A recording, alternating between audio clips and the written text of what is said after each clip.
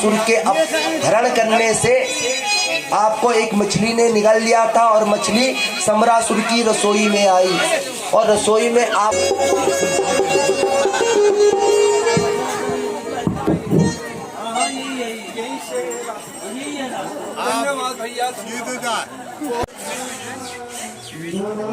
तो यहाँ पे अभी खाना चल रहा है हमारा। हेलो दोस्तों, नमस्कार, प्रणाम, एक बार फिर से स्वागत है आपका मेरे यूट्यूब चैनल में। आई होप कि आप अच्छे होंगे, हम भी एकदम मस्त है। और आज का ब्लॉग 2:30 बजे स्टार्ट हो रहा है। 2:30 बजे स्टार्ट इसलिए हो रहा है कि हमने जाना है कथा में, वो भी रुमसी गाँव 2 किलोमीटर आगे, हमारे गाँव से 2 किलोमीटर आगे है। तो वहाँ जाएंगे हम भागवत कथा सुनने, और आज है वहाँ लास्ट दिन। अभी तो मैं अकेला हूँ, कुछ आएंगे ऊपर के रास्ते से, अभी मैं नीचे वाले रास्ते पे हूँ। सड़क में मिलते हैं उन लोगों को जो भी आएंगे। और मौसम एकदम लगता है बारिश आएगी, बट देखते हैं आएगी कि नहीं आएगी, इसलिए मैंने छाता भी रखा है अपने पास। तो अभी देखता हूँ मेरे साथ कौन आता है। अभी तो खैर कोई है नहीं। तो गाइज़ मिलते हैं आपको आगे, एंजॉय करते रहे वीडियो को। तो गाइज़ आपको दिखाई दे रहा होगा नीचे काफ़ी जंगल में आज आग लग गई है, काफ़ी भयानक आग है वो। तो मैं यही कहना चाहूँगा कि आग मत लगाइए। खैर छोड़ो उस बात को, अभी कोई नहीं आया। और आज का फोकस है हमारा भागवत कथा, जो कि रुमसी गाँव में है। तो जो भी होगा आपको देखने को मिलेगा वीडियो में। अभी तो फ़िलहाल अकेला हूँ, जो भी आएगा आपको देखने को मिलेगा वीडियो में। मिलते हैं आपको आगे।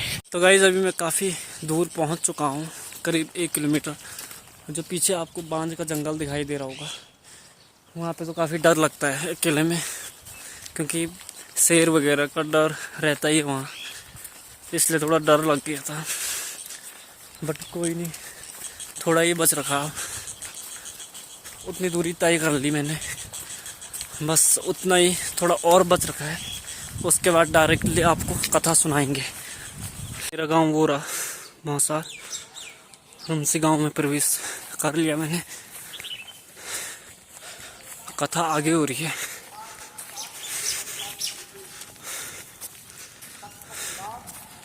तो आगे मिलता हूँ मैं आपको।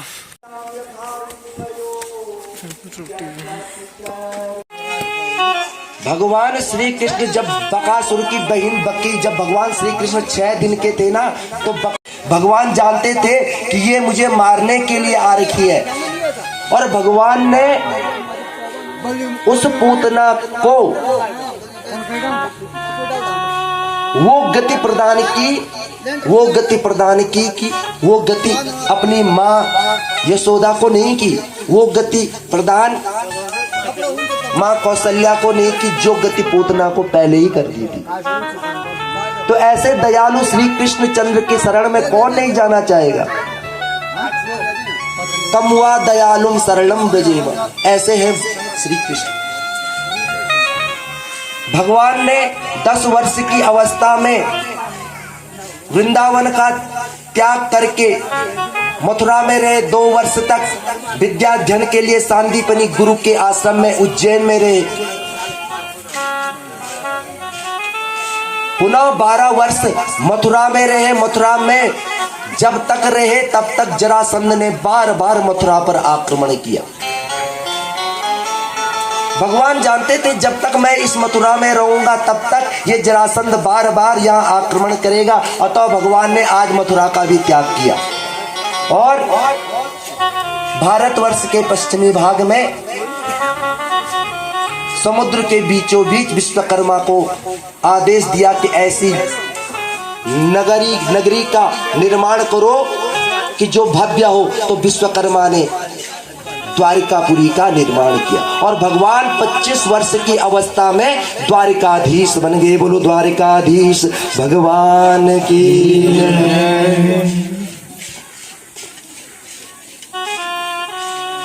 सुखदेव स्वामी जी राजा परीक्षित को भगवान द्वारिकाधीश की लीलाओं का श्रवण कराते हैं। कल की कथा प्रसंग तक हमने भगवान के पहले विवाह, माँ रुक्मणी के साथ पहला विवाह हुआ था, राक्षसी विवाह भगवान का। आपने हरण कर दिया, चोरी करके किसी बालिका की, किसी स्त्री की चोरी करके यदि विवाह हो जाए तो उसे राक्षसी विवाह कहते हैं। भगवान श्री कृष्णचंद्र ने मां रुक्मणी के साथ पहला विवाह राक्षसी विवाह किया। कल की कथा प्रसंग तक हमने सुना था कि किस प्रकार से भगवान ने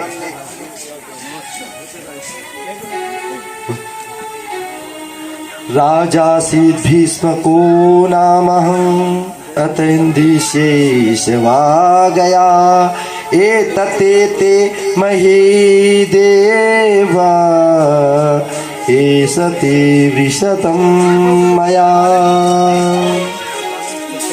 हे राजा परीक्षित, मां रुक्मणी से श्री कृष्णचंद्र के घर में एक सुंदर बालक का जन्म हुआ जिसका नाम प्रद्युम्न रखा गया।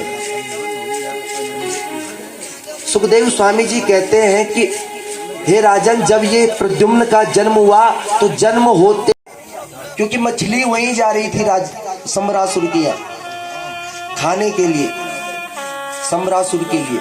जब रसोई में मछली के अंदर बच्चा मिलता है तो बच्चे को देख करके जो रति रूपी प्रद्युम्न जी की पत्नी थी, मायावी नाम की स्त्री, वो सम्रासुर के यहाँ रहती थी। मानो ये प्रद्युम्न जी का कई वर्षों से, कई युगों से इंतजार कर रही है। सुखदेव स्वामी जी कहते हैं कि हे राजा परीक्षित, ये प्रद्युम्न जी महाराज है ना, ये पूर्व जन्म में कामदेव के स्वरूप थे। त्रेता युग में मान मांगा कि हे ब्रह्मदेव, मैं अमर हो जाऊं। ब्रह्मदेव ने कहा कि मैंने अमरता का वरदान किसी को नहीं दिया है, कुछ और मांगो। गुरु शुक्राचार्य के कहने पर वरदान मांगा कि यदि मैं मरूं तो किसके हाथों मरूं? शिव पुत्र के हाथों मरूं। और शिव पुत्र कहां से होगा? शिव जी की पत्नी का तो देहावसान हो गया। और शिव क्या हो गए? निर्मोही हो गए, शमशानवासी हो गए, अघोरी हो गए। और शिव का पुत्र कैसे होगा? इसी का फायदा उठाते हुए कहा कि मैं शिव पुत्र के हाथों मरूं। ब्रह्मदेव ने भी वरदान दे दिया। भगवान शंकर हिमालय पर बैठे हुए कैलाश में घोर तपस्या में है। देवताओं ने कहा कि यदि भगवान शंकर हमेशा तपस्या में रहेंगे तो शिव पुत्र कैसे होगा? ताड़कासुर का वध कैसे होगा? अतः कामदेव को बुलाया गया। कामदेव ने अपना जो स्तंभनवाण, मोहनवाण जब भगवान शंकर पे मारा तो भगवान शंकर की समाधि जैसे ही टूटी वैसे ही तनया हो यहो पति तोरा वचन अन्यथा होई न मोरा। काकी कृष्ण तनया हो यहो पति तोरा, कृष्ण तनया हो यहो पति तोरा, कृष्ण तनया हो यहो पति तोरा, वचन अन्यथा होई न मोरा, वचन अन्यथा होई न मोरा। मंगल भवन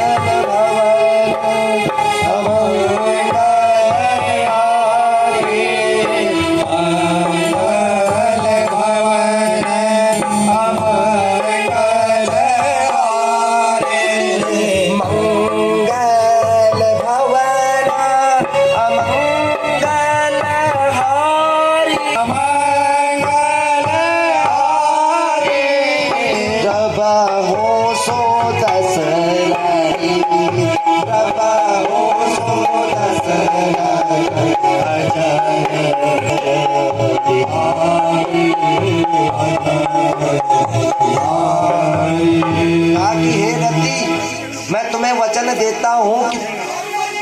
पुत्र के कृष्ण तनय हो यम पति तोरा।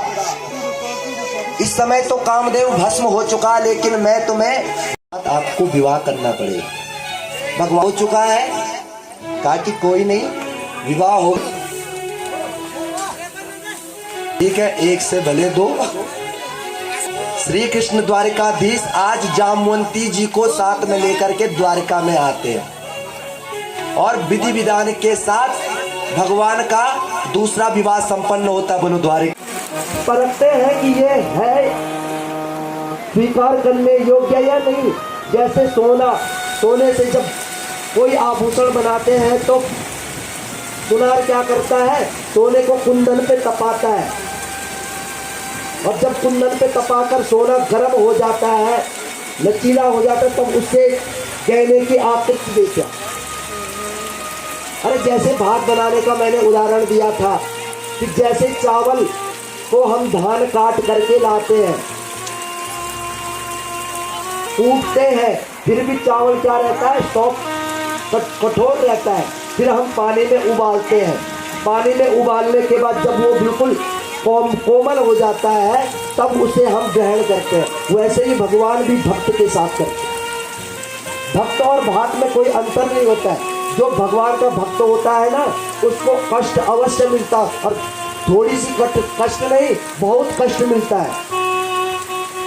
यदि वो उन कष्टों से पार पा गया तो भगवान सुदामा की तरह उस भक्त को सब कुछ प्रदान करते हैं। बोलो भक्त वत्सल भगवान की। यहाँ पे सुदामा जी आते हुए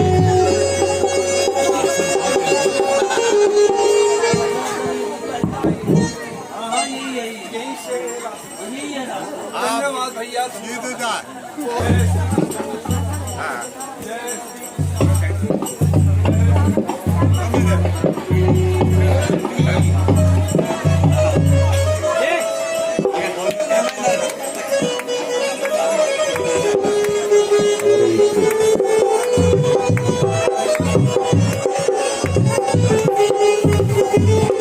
याद है? हाँ सुदामा। मैं कन्हैया, तूने मुझे धन्य कर दिया, मुझे जीते जी तुमने धन्य कर दिया। मैं तो अमर हो गया। बहुत कृपा, बहुत बहुत कृपा।